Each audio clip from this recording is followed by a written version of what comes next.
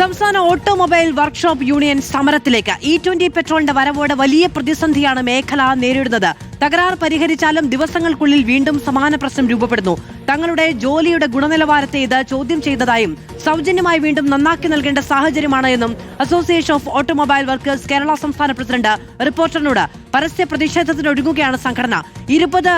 E20 പെട്രോളിന്റെ വരവോടുകൂടി വാഹനങ്ങളുടെ എഞ്ചിന് പെട്ടെന്ന് തകരാർ സംഭവിക്കുന്നതായി മെക്കാനിക്കുകളും വ്യക്തമാക്കുകയാണ്. E20 പെട്രോൾ അത് രാജ്യത്ത് വലിയ രീതിയിലുള്ള ചർച്ചാ വിഷയമായി മാറിയിരിക്കുകയാണ്. വലിയ പ്രതിഷേധത്തിലേക്ക് പോലും കടക്കുന്നു എന്നുള്ളത് തന്നെയാണ്. കാരണം ഇപ്പോൾ CJP പോലെ തന്നെ EJP എന്ന് പറഞ്ഞ പുതിയൊരു മൂവ്മെന്റ് തന്നെ ഉണ്ടായി വന്നിരിക്കുന്നതാണ്. ഇപ്പോൾ നമ്മോടൊപ്പം എന്തായാലും ഓട്ടോമൊബൈൽ വർക്ക്ഷോപ്പ് അസോസിയേഷന്റെ സംസ്ഥാന പ്രസിഡന്റ് കൂടി ചേരുന്നുണ്ടെന്നാണ്. വലിയൊരു പ്രതിസന്ധി ഈ വിഷയത്തിൽ നമ്മൾ നേരിടുന്നുണ്ടല്ലേ? തീർച്ചയായിട്ടും. എന്താണ് നമ്മൾ ഒരു ബുദ്ധിമുട്ടായി മാറിയിരിക്കുന്നത് ഇപ്പോൾ നിലവിൽ? ഞങ്ങൾക്ക് വന്നിരിക്കുന്ന ഏറ്റവും വലിയ ബുദ്ധിമുട്ടെന്ന് പറഞ്ഞാൽ വാഹനങ്ങൾക്ക് വരുന്ന റിപ്പയറിങ്.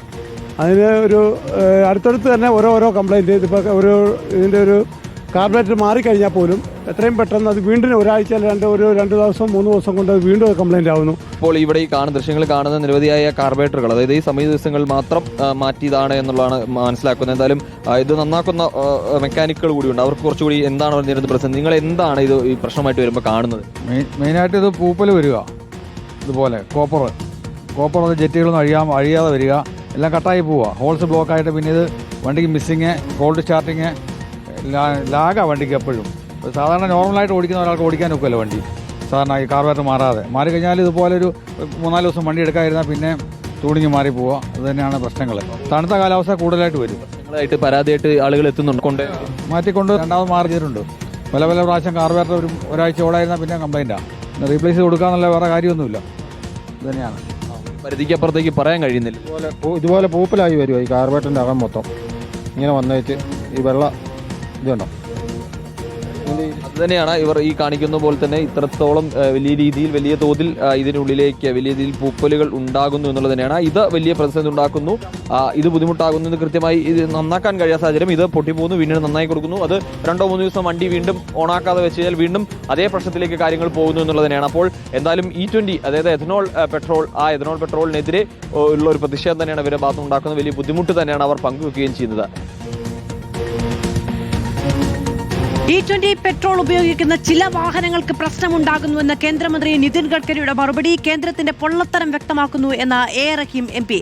പ്രശ്നങ്ങൾ ഉണ്ടാക്കുന്നത് ഡ്രൈവിംഗ് ഹാബിറ്റുകളാണ് എന്നാണ് സർക്കാർ വിശദീകരണം.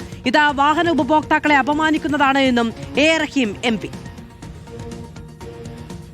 E20 പെട്രോളുമായി ബന്ധപ്പെട്ട് ഇന്നലെ പാർലമെന്റിൽ ഇത് സംബന്ധിച്ച് ഒരു ചോദ്യം ഉന്നയിക്കുകയുണ്ടായി.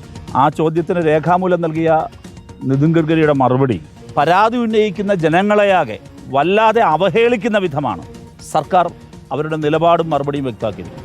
അത് അങ്ങേയറ്റം അപലപനീയമാണ് സർക്കാരിൻ്റെ ആ നിലപാട്.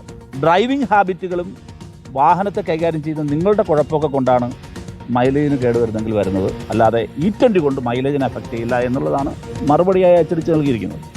കേന്ദ്ര സർക്കാർ പ്രതിപാദിക്കുന്ന പഠിക്കാൻ ഏൽപ്പിച്ചു എന്ന് പറഞ്ഞ് ഈ മറുപടിയിൽ തന്നെ ഉദ്ധരിച്ചിരിക്കുന്ന ഡയറക്ടർ ദേശീയ ഏജൻസിയായ ANAക്ക് കൊടുത്ത ബൈറ്റിൽ മൈലേജ് ഡ്രോപ്പ് E20 കാരണം ഉണ്ടാകുമെന്നും അത് 2.6% ആയിരിക്കുമെന്നും വിശദീകരിക്കുന്നുണ്ട്.